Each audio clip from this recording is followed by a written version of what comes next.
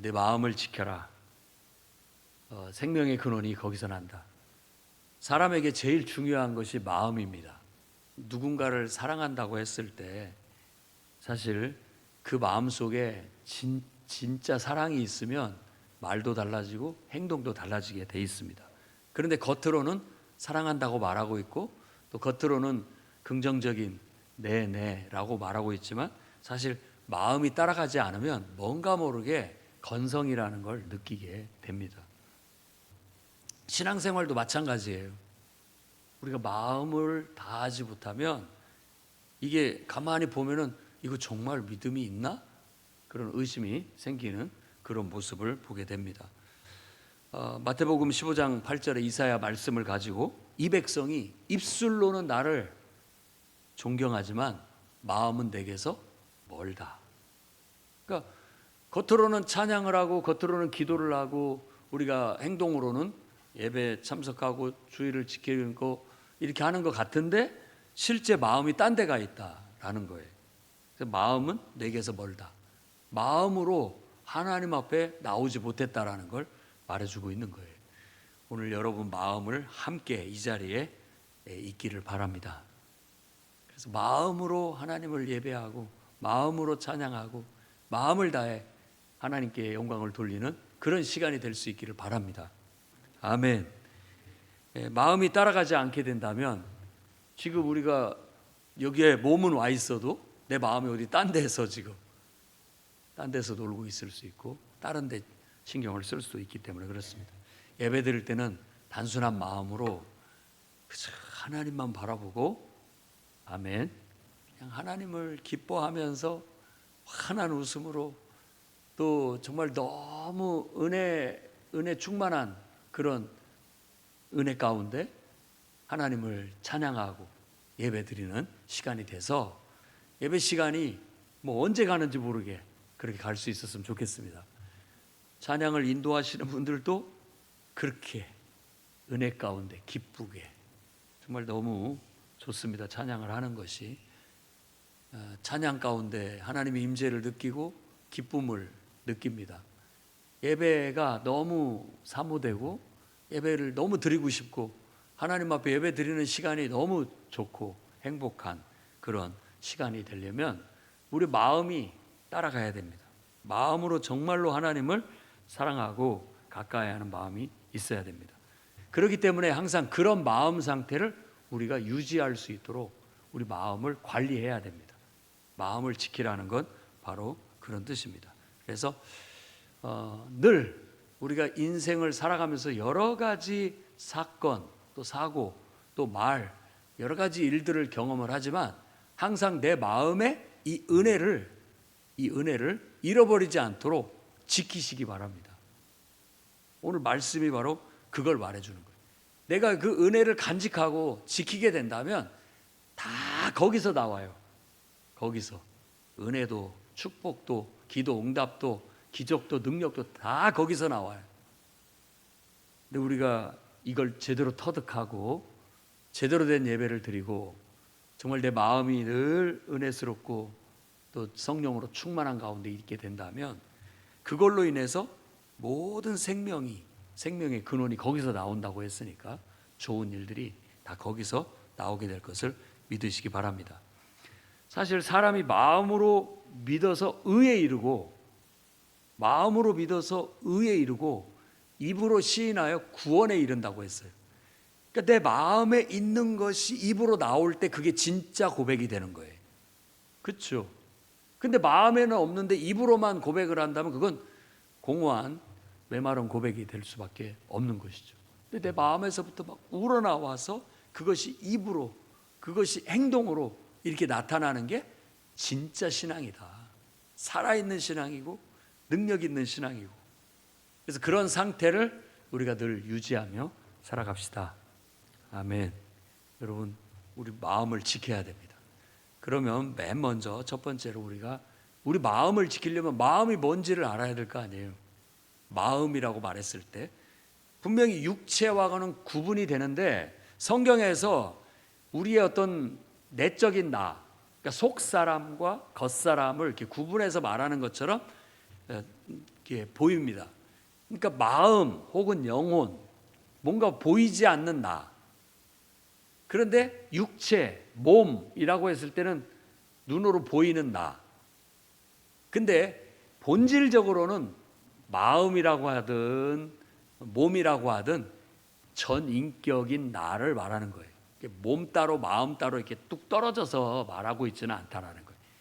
다만 우리도 머리, 예를 들어 짐승도 머리, 꼬리 이렇게 있으면 머리 부분을 중심으로 해서 그 짐승을 말하면 머리 부분을 중심으로 해서 말하는 거고, 꼬리를 중심으로 해서 말하면 꼬리를 중심으로 말하지만, 그렇다고 해서 머리만 똑대서 말하지 않고 그 전체를 다 지칭해서 말하는 것처럼 우리도 내 마음이라고 했을 때 몸은 따로고 마음만 얘기하는 게 아니라는 거예요. 마음과 몸은 하나예요, 하나. 다만 어디에 더 초점을 두고 말하느냐의 차이점일 뿐이라는 거예요. 근데 어디에 더 초점을 두느냐? 마음은 주로 우리의 생각이라는 것, 우리 마음속에서 감정과 생각, 이런 것에 더 초점을 두고 말할 때 마음이라고 하고 영혼이라고 그렇게 얘기를 합니다. 그리고 육체라고 얘기했을 때도 우리 자신을 말하는데, 그 마음과 생각이 반영이 돼서 우리 몸으로 표현을 하게 돼요. 그러니까 마음과 몸을 따로따로 생각하면 안 됩니다. 몸 따로 마음 따로가 아니에요. 사실은 함께 움직이는 거죠. 그래서 가만히 보면 마음이 먼저냐 몸이 먼저냐, 어떤 것 같습니까, 여러분? 마음이 먼저인 것 같습니까? 몸이 먼저인 것 같습니까? 네, 마음이 먼저이기도 하고 또 몸이 먼저이기도 합니다. 그건 상호 보완적이에요. 내 마음이 있으니까 행동을 하기도 하고요, 마음은 없는데 행동하다 보니까 마음이 생기기도 합니다. 그렇기 때문에 이게 상호 보완적이라는 말이 맞아요. 그렇지만 우리의 마음은 우리의 감정, 우리의 생각, 사고방식, 가치관과 관계되어졌을 때 마음이라고 하는 거예요. 그런데 성경에서 그러면은 마음이란 게 그런 거라고 한다면, 이제 성경에서는 이 마음의 상태가 어떻다고 말하고 있느냐, 오늘 저는 5가지 정도 성경에서 찾은 마음의 상태에 대한 얘기를 하고 있는데, 일단 먼저 우리가 얘기할 것은 성경에서 우리의 마음의 상태는 지금 부패했다, 그렇게 얘기하는 거예요. 부패한 마음 상태. 그럼 내가 예수 믿고 이제 거듭났는데도 아직도 그러느냐? 본질적으로는 아직도 그런 죄성을 갖고 있습니다. 본질적으로. 그런데 그 죄성에 예수 그리스도의 임재가 딱 들어오면 그 죄성이 발동을 못해요. 그런데 예수 그리스도의 임재가 내 안에서 벗어나잖아요. 벗겨지잖아요. 그러면 다시 죄성이 나옵니다. 그러니까 죄성 자체가 없어진 게 아니에요. 그건 아마 여러분 모두가 다 인정하실 거예요. 나도 은혜가 충만할 때는 그럴싸하게 하나님을 잘 섬기는 것 같아요. 그런데 어느 순간 이 은혜가 탁 걷어지면 나도 옛날 사람 똑같이 나와요. 옛날 습관, 옛날 버릇 똑같이 나오는 거예요. 나도 모르는 사이. 그러면 또 아이고 주님, 또 내가 하나님 앞에 옛날 버릇 나왔습니다. 그 회개하고 다시 하나님의 임재를 구하고 주님의 임재로 내 옛날 버릇들을 또 딱 이렇게 눌러주시고 덮어주시면 다시 하나님의 은혜가 나를 지배하는 그런 삶을 살게 되는 거예요. 그래서 우리 마음은 본질적으로 부패해서 죄성이 있다. 아무리 믿음 좋고 신앙이 좋고 목사고 전도사고 장로고 권사고 안수집사고 그거 상관없이 모든 사람들은 다 은혜가 충만해서 그렇지 본질적으로는 타락한 부패한 죄성을 갖고 있다. 이걸 인정해야 돼요. 그러니까 여러분 스스로를 너무 믿어서는 안 되는 거예요. 우리가 믿어야 할 것은 하나님이고 하나님의 임재를 의지해야지 나를 믿으면 안 됩니다. 나는 원래 착한 사람이야. 나는 원래 잘하는 사람이야. 나는 원래 성실한 사람이야. 그렇게 나를 내세우면 안 됩니다. 우리 안에는 다 부패한 죄성을 갖고 있다는 걸 모두가 인정해야 돼요. 그래야만 우리가 영성을 추구할 수가 있게 되는 거예요. 늘 부패한 상태에 있기 때문에 아무리 해도 안 되니까 하나님의 임재를 구해서 주님으로 말미암아 내가 온전해지고자 하는 그런 기도를 드리게 되고, 그것이 우리의 예배고 우리의 기도가 되는 거예요. 오늘도 우리가 그렇게 기도함으로써 여러분들이 하나님의 은혜에 충만해서 여러분의 죄성이 절대 밖으로 나오지 못하도록 하나님의 임재가 여러분을 지켜줄 수 있기를 바랍니다. 마음을 지킨다라는 것은 사실 하나님의 임재를 우리에게 구해서 우리 안에 타락한 이 부패한 죄성이 활동하지 못하도록 누르는 것과 같다. 그리고 이 모든 근본적인 해결은 부활을 얻었을 때, 부활의 새 생명을 얻었을 때 다 이게 벗겨지게 된다고 성경에 말하고 있습니다. 그 전까지는 이 땅에 사는 날 동안에는 과신하면 안 돼요. 교만해도 안 됩니다. 자만하면 안 됩니다. 누구나 다 그 부패한 마음을 내버려 두면, 관리하지 못하면, 하나님의 임재로 성령으로 관리하지 못하면 계속 뚫고 나온다. 그래서 이 부패한 마음을 성경에 한 5가지로 표현을 하고 있는데, 그 첫 번째는 완악하고 강팍한 마음, 완악하고 강팍한 마음이라고 그렇게 표현을 하고 있습니다. 완악하다라는 말은 뭔가 이렇게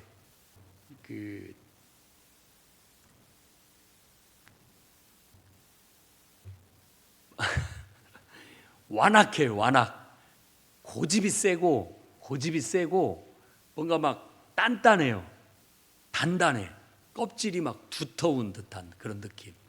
그래서 하나님 앞에 완악한 사람들은 고집이 세서 목이 뻣뻣하고 순종을 하지를 못하는 그런 상태가 됩니다. 하나님의 임재가 우리에게 들어오려면 우리 마음이 열리고 부드러워야 되는데, 마음을 닫아버리고 고집스럽게 하게 된다면 하나님의 임재가 우리 마음을 다스릴 수가 없게 되는 겁니다. 또 강팍하다라고 그렇게 말하고 있는데, 성경에서는 마태복음 13장 15절 말씀에 이 백성들의 마음이 완악하여져서 그 귀는 듣기에 둔하고 눈은 감았으니 이는 눈으로 보고 귀로 듣고 마음으로 깨달아 돌이켜 내게 고침을 받을까 두려워함이라. 선지자 이사야의 말씀을 인용해서 정말 우리 마음의 상태가 이런 부패한 상태에 놓여져 있기 때문에 하나님의 말씀을 받을 수가 없는 거예요. 하나님의 은혜가 우리 속에 들어올 수가 없는 그런 상태가 되는 것이죠. 예수님은 그것을 농사꾼이 짓는 씨를 뿌릴 때 하는 밭의 4가지 상태로 비유를 했다고도 볼 수 있겠습니다. 길가 같고 돌짝밭 같은 우리들의 마음, 완악하고 강팍한 마음이죠. 여러분, 그런 마음으로는 결국 하나님을 거역할 수밖에 없게 되고 하나님 말씀에 불순종하고 하나님을 대적하는 그런 일들을 하게 되는 거예요. 오늘 여러분들이 기도로 그 마음을 다스리기를 바랍니다. 두 번째로 성경에서 말하는 건 굳은 마음과 굳은 마음입니다. 굳은 마음. 에스겔서 11장 19절 말씀 또 26절 말씀 보면, 내가 그들에게 일치한 마음을 주고 그 속에 새 신을 주며 그 몸에서 굳은 마음을 제하고 부드러운 마음을 주어서 새 영을 너희 속에 두고 새 마음을 너희에게 주되 너희 육신에서 굳은 마음을 제하여 버리고 부드러운 마음을 주어서 또 새 영을 너희 속에 두고 굳은 마음을 제하고 부드러운 마음을 줄 것이다 라고 그렇게 말하고 있습니다. 그러니까 우리 마음의 굳은 마음, 길가 같고 돌짝밭 같고 뭔가 하나님 말씀이 전혀 들어가지도 않고 하나님 임재가 스며들지도 않는 그런 마음, 그래서 굳은 마음이라는 표현을 쓰고 있고, 그 다음에 더러운 마음이라고 말하고 있는데, 마태복음 5장 8절에 깨끗한 사람에게는 모든 것이 깨끗하나 더럽고 믿지 아니하는 자들에게는 아무것도 깨끗한 것이 없고 오직 저희 마음과 양심의 더러움이 양심이 더러운지라라고 그렇게 얘기합니다. 그러니까 우리 마음이 더럽다라는 것은 잔뜩 하나님과 우리 사이에 방해하는 요소들, 찌꺼기들이 많이 꼈다라는 거예요. 그러니까 하나님 외에 다른 것을 더 사랑하고 하나님과 우리 사이에 다른 요소들이 많이 끼어가지고 하나님을 제대로 볼 수도 없고 만날 수도 없고 하나님의 음성을 제대로 들을 수 없는 그런 마음 상태를 더럽다고 얘기를 하고 있습니다. 또 23장 25절에서 28절 말씀에는 화 있을진저 서기관들과 바리새인들이여 잔과 대접의 겉은 깨끗하되 그 안에는 탐욕과 방탕으로 가득하게 한다라고 그렇게 성토를 했습니다. 그러니까 겉은 깨끗한데 겉으로는 그러니까 거룩한 채를 하는데 속에는 이런 많은 탐욕과 방탕이 가득 차 있다라는 거예요. 그러니까 이것이 하나님에 의해서 다스려지지 못하고 있다라는 걸 말해주고 있는 것이죠. 그래서 회칠한 무덤이라는 표현까지 씁니다.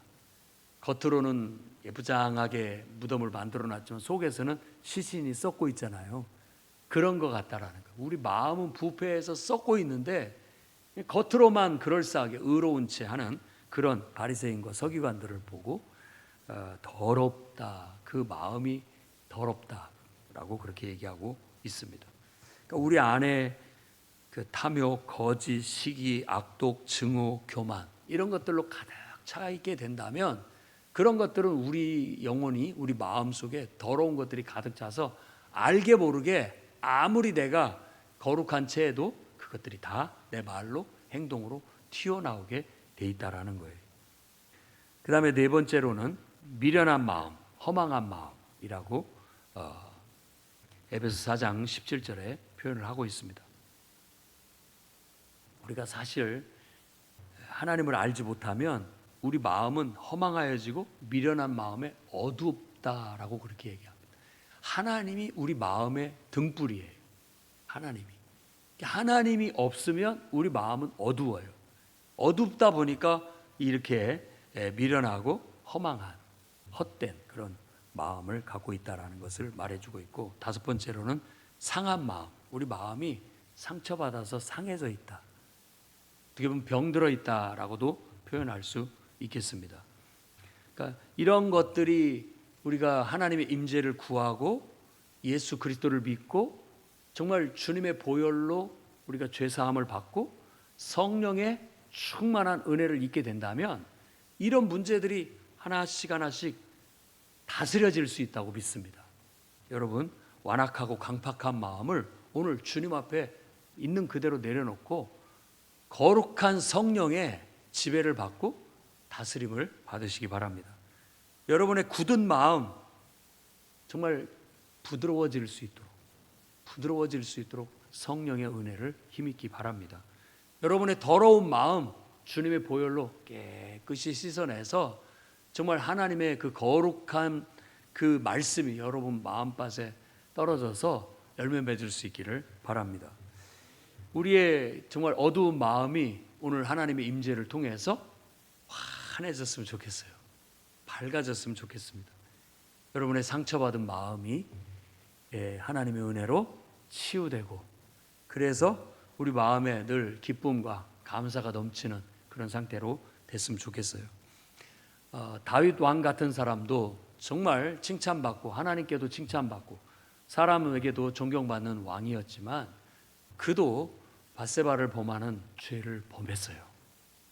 인간은 하나님과 동행할 때, 하나님이 내 안에서 함께 나와 함께 동행하고 함께 살아갈 때 온전한 것이지, 잠깐이라도 하나님을 좀 멀리하고 잠깐만 방심해도 우리 안에 있는 죄성이 나의 눈을 멀게 하고 내 행동을 잘못된 길로 가게 만드는 거예요.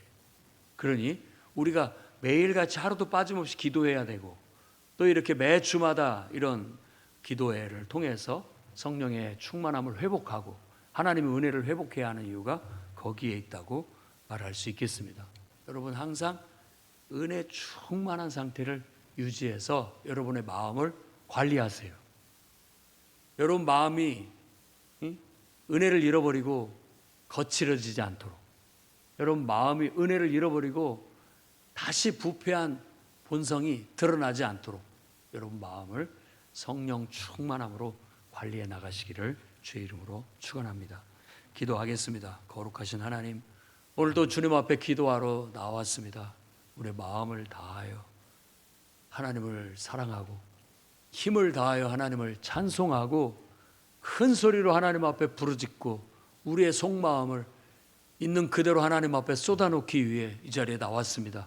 우리의 입술을 열어주시옵고 우리의 마음의 문을 열어주셔서 입이 열리고 마음이 열려 진실한 기도가 하나님 앞에 드려지게 주시옵소서. 진실한 찬양이 하나님 앞에 드려지게 주시옵소서. 진실한 삶이 하나님을 신앙하는 신앙 속에서 이루어질 수 있도록 역사하여 주시옵소서. 오늘도 주의 성령의 충만함을 구하오니 성령이 임하셔서 오늘 기도하고 예배하러 나온 모든 심령들을 사로잡아 주시고 성령의 은사들이 이들을 통해 나타나게 하시고 살아 역사하시는 하나님의 능력을 경험하게 해 주시옵소서. 예수님 이름으로 기도드립니다. 아멘.